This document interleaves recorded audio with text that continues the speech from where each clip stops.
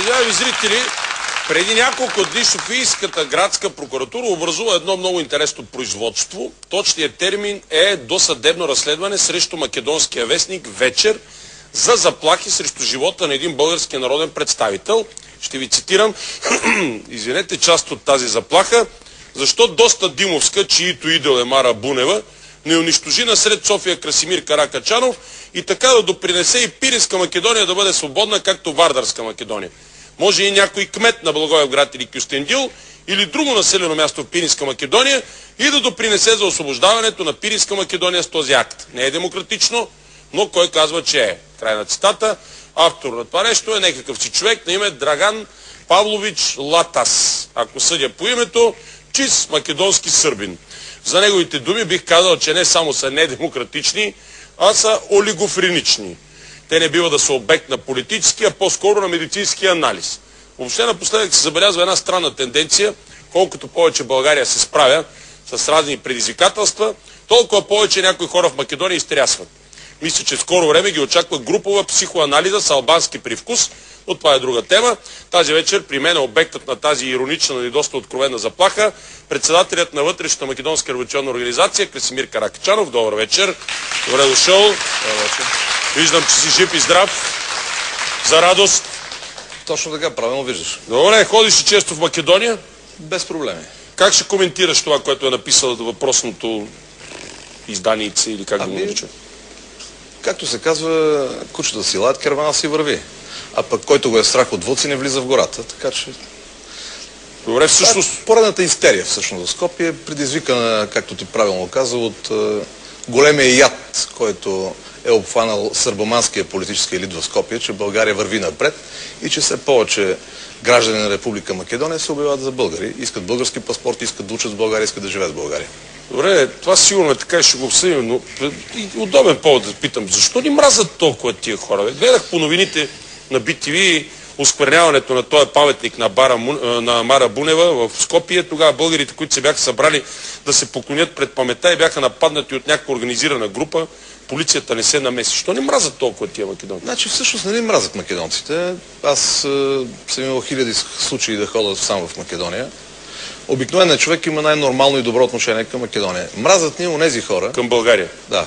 Мразят ни онези хора в Македония, които управляват. Онзи елит, който изгражда още от времето на кралска Югославия, след това на Титова Югославия. И тия, които са осквернили паметника, не са част от елита, са някакви обикновени младежи. Това са група лумпени, на които срещу една бира или 5 евро може да ги накараш да напсуват и майка си. Всъщност тези хора ние ги знаем кои са. Това са футболни запалянковски от футболния клуб Вардар Скопие, които подобно на доста и от нашите футболни запалянковци лесно могат да бъдат мотивирани по един или друг начин и действат първосигнално. Но интересното е, че това е една съвсем организирана провокация. Миналата година бях на това тържество, беше пълно с фоторепортери, с камери, с полиция. Тази година не е имало нито един полицай, нито една камера, нито един фотоапарат. Това показва, че цялата тази групичка, тази агитка е изпратена, организирана предварително. За да няма свидетели обаче, няма и медии.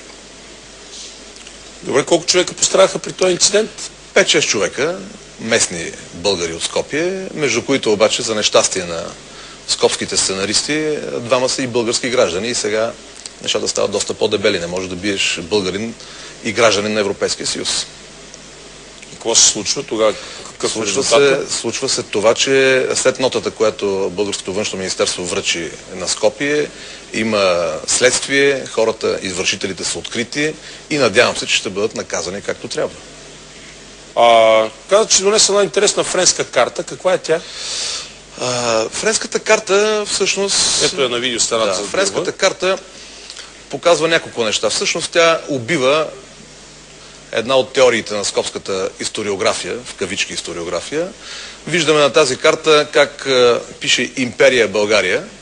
Столицата на България не е нито Плиска, нито Велико Търново, а е Охрид. Кога е тази карта? Тази карта е от 11 век. Тази карта пише Охрид.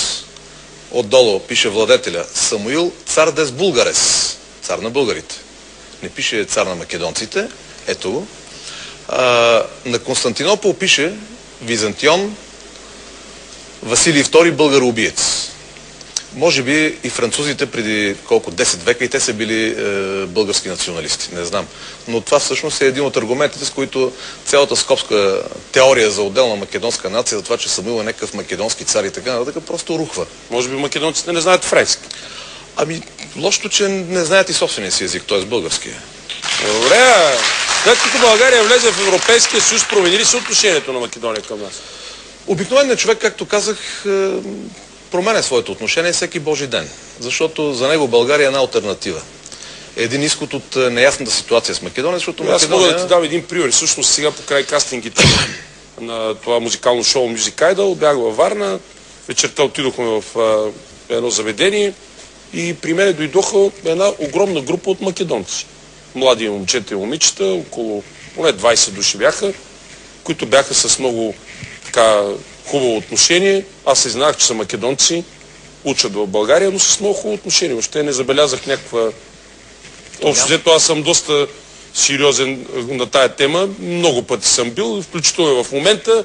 Гледаш, предполагам, следиш моите изяви, така че ако има някакво основание македонец да... Затова имаш и фенове в Македония. Да, не, мисля, сигурно има и доста хора, които не са ми фенове, но това няма никакво значение. Мисълта ми е, че съвсем нормални отношения имаха тия македонци. Това е обикновеният човек е така.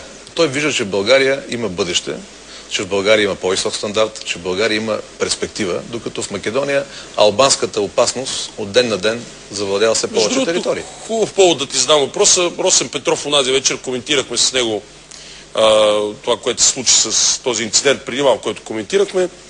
И той каза, че ще имат сериозен проблем македонците според него Няма начин да нямат. Няма начин да нямат, защото не можеш ти да създаваш провокации спрямо една страна членка на Европейския съюз. Между другото и НАТО и Европейския съюз са международни структури, в които членуват приятели и партньори, съюзници, а не врагове. И когато ти кандидатстваш и за НАТО и за Европейския съюз, в случая Македония, с подобна политика няма как да влезеш в този клуб. Просто не ти е там мястото. Кои са най-нелепите неща, които пишеш в македонските учебници? Аз съм донесъл един учебник, както пише за 8 отделение. Има много нелепи неща. Първото е, че примерно братята Кирил и Методи били македонци и написали македонската азбука. Обаче, като погледне човек техните вестници, дори учебниците по история, вижда, че и си задава въпроса защо в Македония не пишат на кирилицата, нали, Кирил и Методи са македонци, а пишат на сръбската караджица.